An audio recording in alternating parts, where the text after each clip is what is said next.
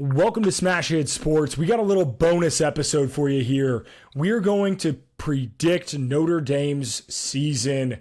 I'm a huge Notre Dame fan. That's my squad. Nick is a Clemson fan. So we are on different sides of the aisle when it comes to the Fighting Irish. But we already did all of our Power 5 teams. This is the last one that we have left to discuss. So thank you guys so much for 150 subscribers. We promised we would drop this video when we got there, and we have. I'm very, very excited for this football season. And as a Notre Dame fan, I'm really excited for this team, Nick. What are your thoughts on Notre Dame as you head into this season from an outside perspective before I go on my rant?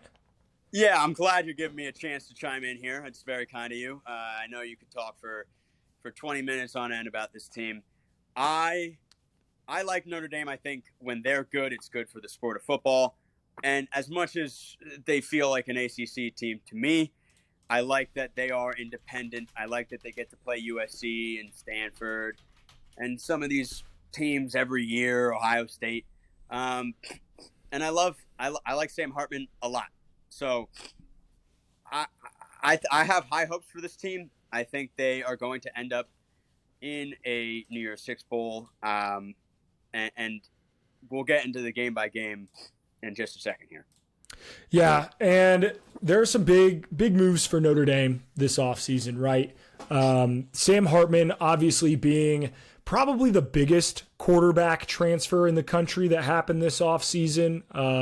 In terms of names. I know there are a couple others, that happened, but Sam Hartman definitely the biggest. The ACC's all-time leading touchdown passer in the history of the conference, and that's a conference that has had a lot of very good quarterbacks over the last several years. Deshaun Watson, Trevor Lawrence, Kenny Pickett, Jameis Winston, right? You name it.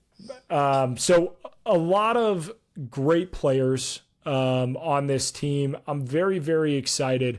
The offense looks good. Audric Estime is set to be the running back. Logan Diggs, who split carries with Estime last year, transferred to LSU to be back with Brian Kelly. The other major departure this offseason is Tommy Rees, heading to be the offensive coordinator of Alabama. I'm going to be honest. I'm not super tore up by that. I think Tommy Rees was a very good offensive coordinator. I also think there were times where he was trying to force feed players the ball, which is fine when you have the best players in the country. But when you don't have the best players in the country, like Notre Dame's pass catchers last year, outside of Michael Mayer, weren't outstanding. I think it got him into some trouble a little bit. So a lot of change offensively with this team. Some new running backs, new tight end, obviously, with Michael Mayer being drafted by the Raiders. And I'm very excited. You have Joe Alt at left tackle, who's going to be an absolute stalwart. He is, in my mind, the best offensive lineman in the country. I think it's by a fairly decent margin, actually. Penn State has a left tackle that's very good as well, but I think Joe Alt's a phenomenal. I think he's going to be a top 5-6 pick in the NFL draft next year. Notre Dame's schedule is tough. I'm not going to sit here and say that we have an easy schedule by any means. Not sure what the strength of schedule is for the Irish this season. But I'm sure it's not easy. We'll Definitely give it, not easy. I will say this, there is not a team in the country that plays 3 preseason top 10 teams except for the University of Notre Dame. They play USC, they play Ohio State, and they play Clemson. All 3 of those teams are in the top 10 in the preseason AP poll, and rightfully so. They are all very, very good. It's going to be a phenomenal schedule in terms of, like, if you are a Notre Dame fan, watching these games is going to be great. But goddamn, I'm a little worried. What are your thoughts? Yeah. Again, just back to Sam Hartman. He's the type of guy that can bring your, like what he did to the Wake Forest receivers that are kind of no-name 3-star guys that are now getting viewed as, draftable receivers. I think he's going to make that passing offense thrive. I think he is a potential first-round pick in the NFL draft. I think he's a Heisman candidate. And I think that every Notre Dame fan should be very, very, very, very, very happy that you have him. And that being said, I think that Notre Dame is going into every game confident, especially after you get to play the first 4 games of the season with Sam Hartman. At NC State is like, if maybe a crazy person down the road would say that's like a tough game for Notre Dame, but that's the game that you're going to get to see what Notre Dame is, I guess. Mm-hmm. And I think they're going to win that game and then start out 4-0 going into the Ohio State week, which we saw last year. Notre Dame played respectable against Ohio State. They just didn't have the offensive firepower. Covered the spread, though. Covered the spread, but just, you could kind of tell by the fourth quarter, it's like, they just don't have it. They don't have it. I think they have it this year. I think you guys have enough talent on the offensive side of the ball to take down a team like Ohio State. And again, last year, Notre Dame with Freeman, first-year head coach, losing to Marshall, was it, right? Yep, we lost to both Marshall and Samford. Yeah, so it's kind of just like, it was just a chaotic start. And people were like, fire Marcus Freeman or whatever. And so now this year, I think he's got confidence under his belt, and he goes and beats Ohio State at home. Duke's a tougher game than people might think, but that is a trap game. Yeah. Of all trap games after Ohio State on the road, like Riley Leonard's a very good quarterback for Duke. That is a trap game. Yeah, that's a trap for sure. But I still have Notre Dame winning it. And then I have them beating Louisville on the road as well, which I think Notre Dame's probably going to be looking at Louisville as more of a competitive opponent than Duke, which is why Duke's the trap and Louisville's not. But it's 2 road games against 2 underrated ACC teams this year, but I still have Notre Dame starting 7-0, which is fantastic. I think you'd be jumping for joy. Absolutely. At home against USC, I have USC undefeated, obviously. I do not have Notre Dame beating that USC team. Again, I'm very high on USC. I think that they have potential for just like the most efficient offense ever in college football. Pittsburgh, Notre Dame should win that game. Pitt always plays us so well. I'm glad it's at home. I'm glad it's in Notre Dame Stadium, but God damn it, every year they play us so well. Pitt has lost some talent. It would be scarier a couple years ago, obviously, and it's at home. So, but right now, like this is where the college football playoff ranking debut would be right after this Pitt game. And Notre Dame is sitting at 8-1 with 1 loss to USC, who's undefeated. So I think right here, going into Clemson week, Notre Dame and Clemson are probably both hovering, like they're in the top 8, right? Yep. That game's going to be phenomenal. Oh, my God. I can't wait. And that, to me, is the toss-up. Like that, as a Clemson fan and you're a Notre Dame fan, it's crazy that I don't know. And I bet you're probably feeling the same way. Like, I don't know what's going to happen. I know it's at Clemson. I know it's a revenge game for us, but just for prediction's sake, I have Clemson winning and then Notre Dame beating Wake and Stanford and finishing 10-2. But I mean, go ahead and let me know what you think about it. So I'm going to say I don't hate your prediction at all. There's a lot of really good, like, I don't hate the logic behind any of your picks. I'm different on a couple of them, but I don't hate the logic behind any of them. I agree the first 4 games, I think Notre Dame starts 4-0. At NC State is going to be tough, but I think Brennan Armstrong is going to be better than he was last year, but I don't think he's going to be great. So give me Notre Dame in those first 4 games pretty handedly. Ohio State is going to be interesting. And Ohio State's got a good defense. They have the second best defense out of any team on this schedule.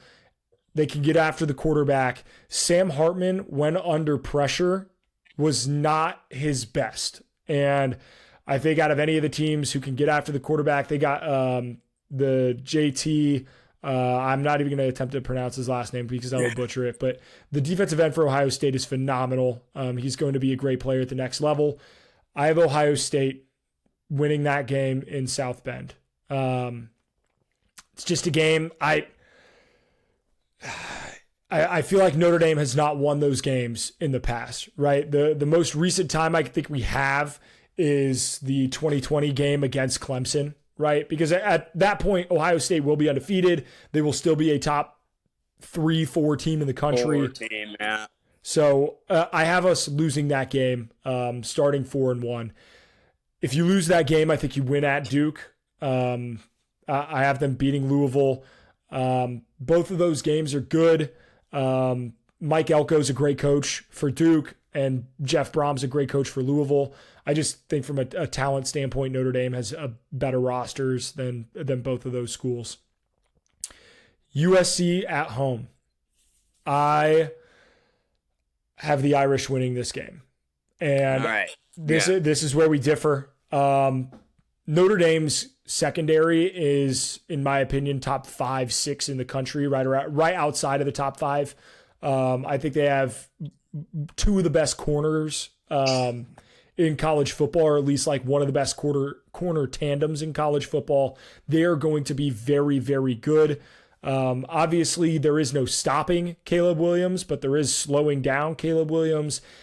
And I think that defense is going to be as porous as any defense in college football. I think Notre Dame takes that one. That rivalry has, it's the longest the longest rivalry in Notre Dame. So I like Notre Dame to beat USC there. Then we go into the bye week, and we have 2 bye weeks. We have the bye week between USC and Pitt, and then we have the bye week between Clemson and Wake Forest. So we have a 2-game stretch here. I like us at home against Pitt off a bye.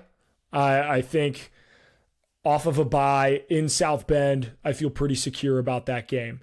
At Clemson, this is going to be a spoiler pick for our college football playoff. I have Clemson making the college football playoff. I don't think they get there if they lose to Notre Dame. I don't think they lose to Notre Dame in Death Valley.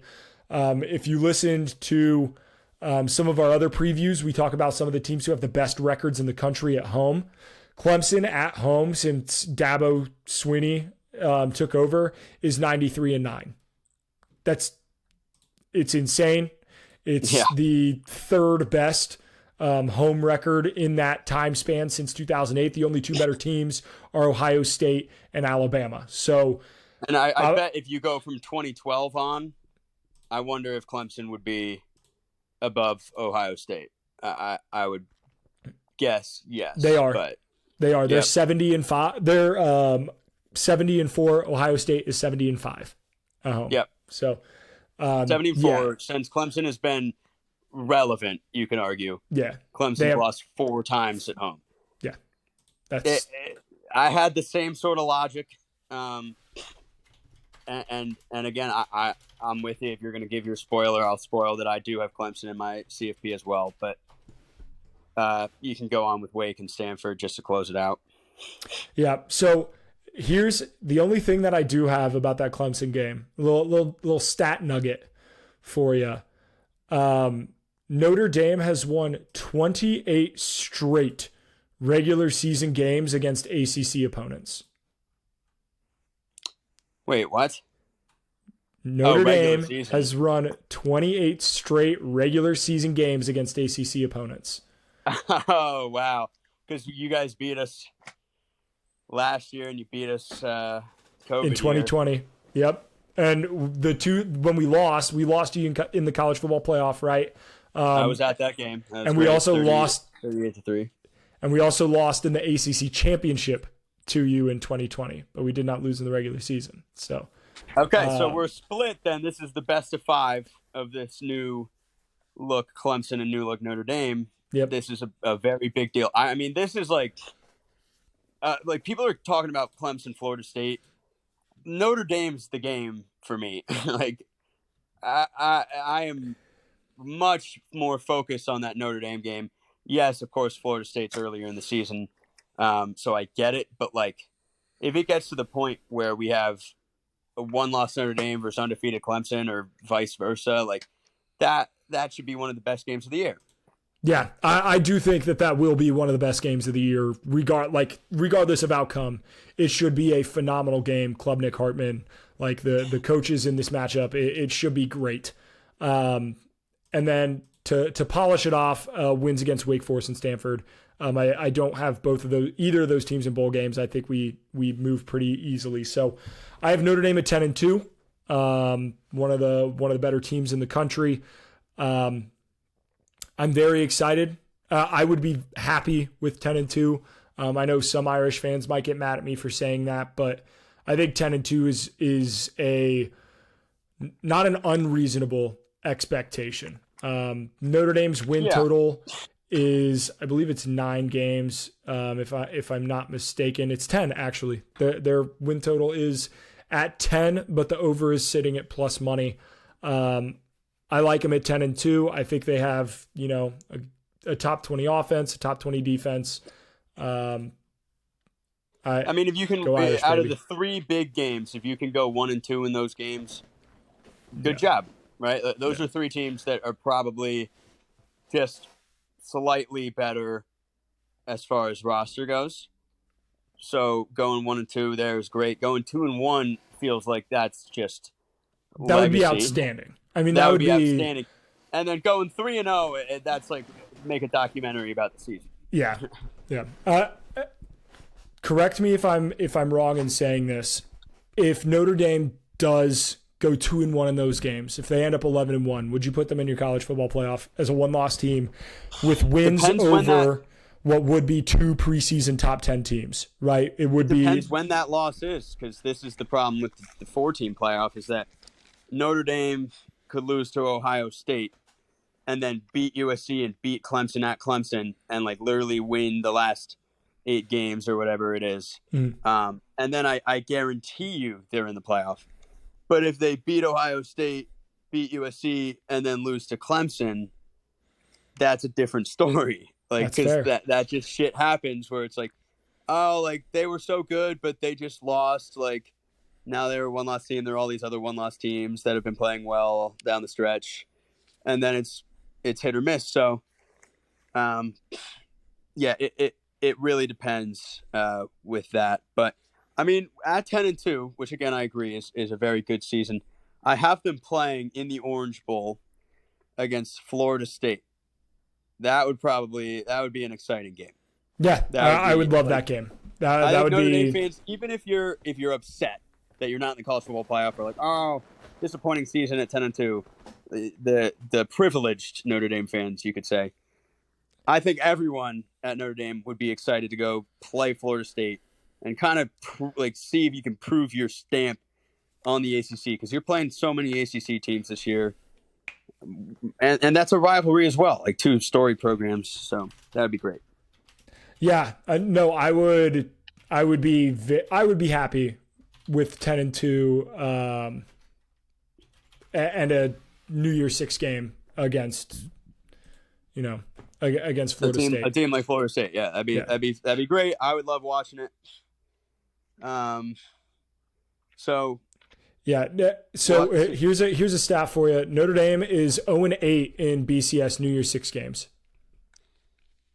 At all time?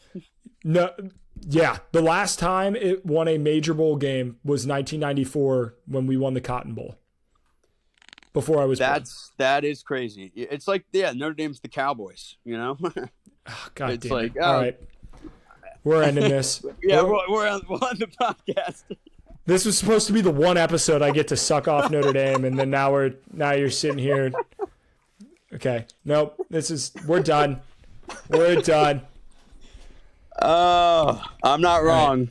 Right. I'm just going to leave it at that. You're not wrong. But we've now officially made it through all 69 Power 5 teams. Very nice. We are ready for the season start. Make sure you guys like and subscribe so you don't miss any of our content all season long. Make sure you follow our socials. We're posting all sorts of stuff over on Instagram, TikTok, Twitter, but mostly TikTok, let's be honest. But we appreciate you guys. We'll see you in the next one, and go Irish. Go Tigers.